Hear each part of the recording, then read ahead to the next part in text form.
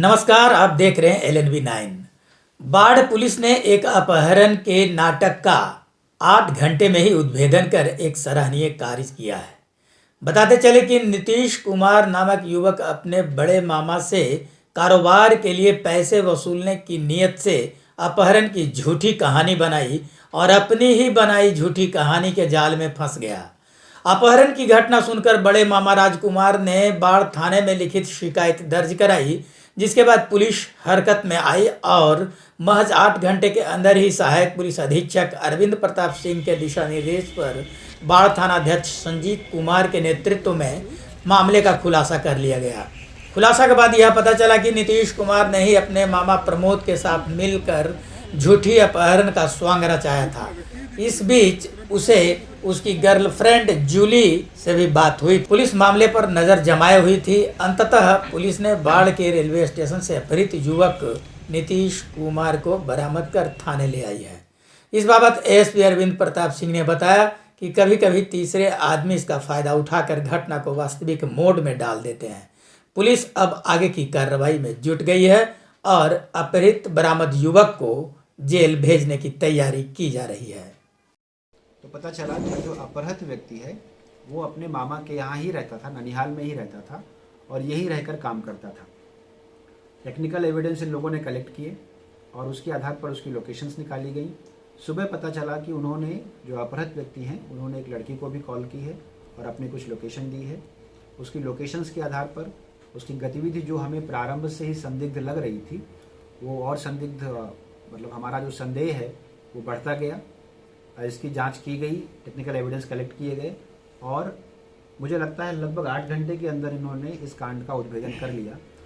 कांड का उद्भेदन करने के बाद जो जानकारी हमारे सामने आई कि जो अपहृत व्यक्ति है उनके जो छोटे मामा हैं प्रमोद कुमार, इन दोनों ने मिलकर ये साजिश रची थी और इनका उद्देश्य ये था कि घर से कुछ पैसे ले लिए जाएं जिसके आधार पर दुकान चलाई जा सके, जिसके लिए इन्होंने ये पूरा अपहरण का नाटक रचा और मैसेज के माध्यम से अपने ही घर से कुछ फिरौती मांगने की भी कोशिश की इन्होंने। यही बाढ़ का ही इन्होंने मैदान का दुकान से लिए टेप ले गए थे ये लोग और उससे हाथ बांधकर इन्होंने वहाँ पर अपनी फ़ोटोज़ भी भेजी थी। सुबह जो इन्होंने कॉल्स की, जो मैसेज भेजे और जो बातें की, उससे हम लोगों को इनको ट्रैक करने में हेल्प मिली। पटना की तरफ ये लोग भाग गए थे।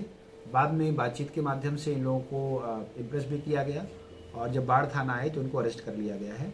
इन दोनों लोगों को अभी हिरासत में रखा गया है और कांड का अनुसंधान जिस दिशा में गया है उस दिशा में हम लोग आगे आने वाले समय में चीटिंग, डिसऑनेस्ट इंटेंशन, प्रॉपर्टी की डिलीवरी करने के लिए जो इन्होंने किया, तो इसलिए हम 420 और 120B में चार्जशीट करेंगे और हम इन लोगों को फॉरवर्ड कर रहे हैं।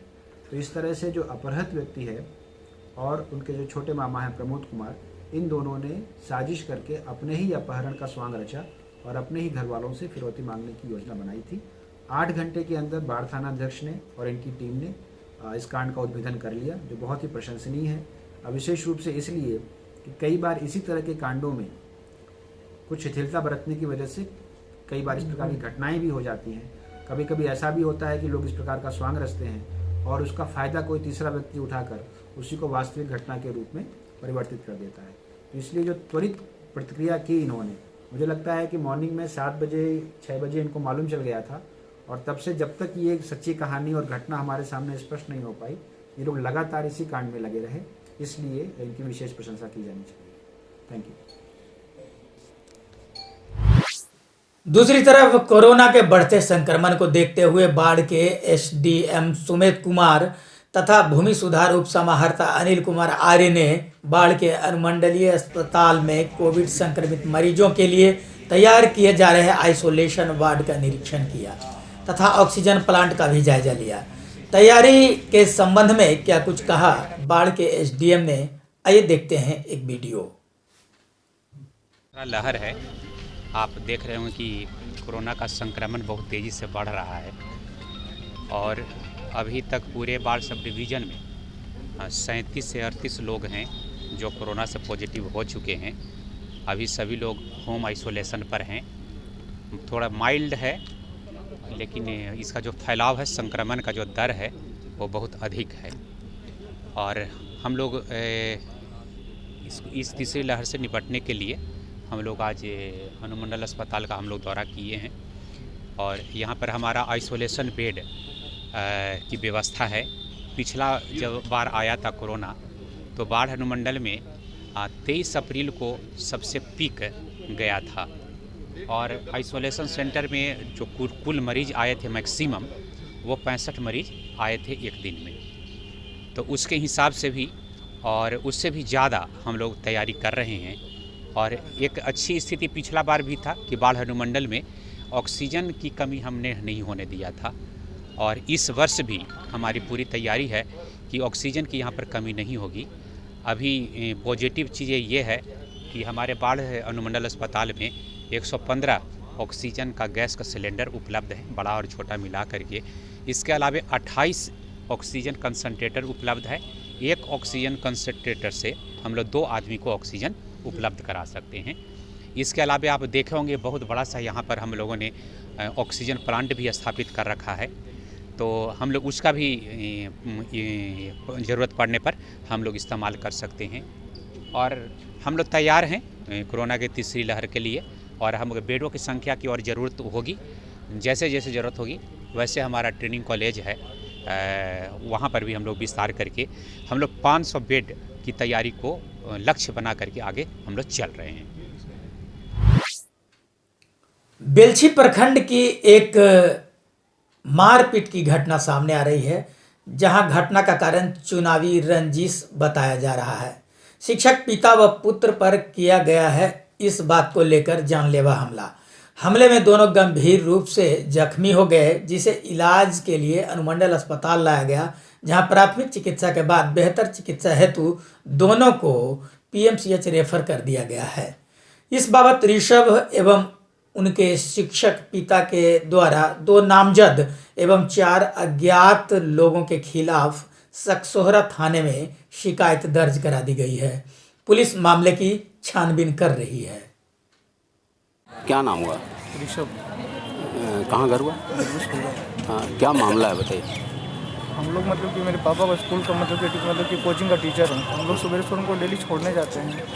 तो एक मतलब संजय सिंह का बेटा है और कुछ अज्ञात तो बदमाश के मतलब कि हथियार बंद भी मतलब सामान वामान लिया था, लाठी डंडा से हम लोग को बाहर किया, अटैक किया। बट हम लोग 2 थे तो हम लोग कुछ नहीं कर पाए और हम लोग का जानलेवा अटैक है पूरा सर पे। तो इसके पीछे कारण क्या रहेगा? इसके पीछे कोई भी कारण नहीं है, बस फ़ोन करके वो गाड़ी गलम किया था, तो हम लोग इस पर उसको बोले थे कि गाड़ी गलम नहीं करो। समझे, ये चुनावी थोड़ा सा रंजिश था, वो लोग माहौल का खराब करना चाहता था टोला में। कौन लोग इसमें शामिल हैं?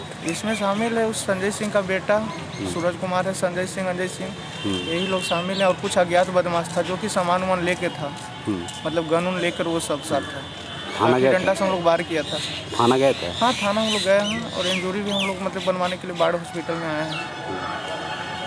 2 लोग जख्मी हुए? हाँ, 2 लोग जख्मी।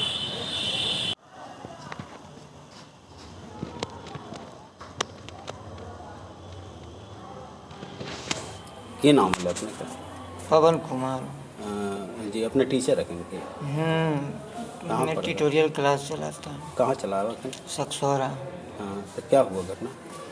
घटना ये हुआ कि हमको बाहरी आदमी आकर के गाड़ी से आ रहे थे बेटा के साथ, तो वो बाहरी आदमी आकर के लाठी डंडा से पीटा, माथा फोड़ दिया। आपके बच्चा को भी पीटा? तो कुछ कारण रहा होगा ना?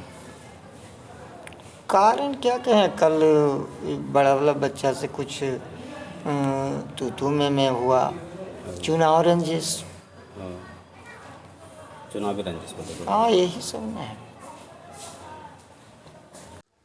हमारे साथ बने रहने के लिए धन्यवाद। हर प्रकार की ताज़ा खबर देखने के लिए हमारे चैनल को सब्सक्राइब करें तथा बेल आइकन दबाएं और अगर यह वीडियो पसंद आई हो तो इसे लाइक एवं अपने दोस्तों के साथ शेयर करें। रेगुलर अपडेट्स के लिए आप हमारे वेबसाइट lnb9.com पर विजिट कर सकते हैं एवं नोटिफिकेशन ऑन जरूर से कर लें। धन्यवाद।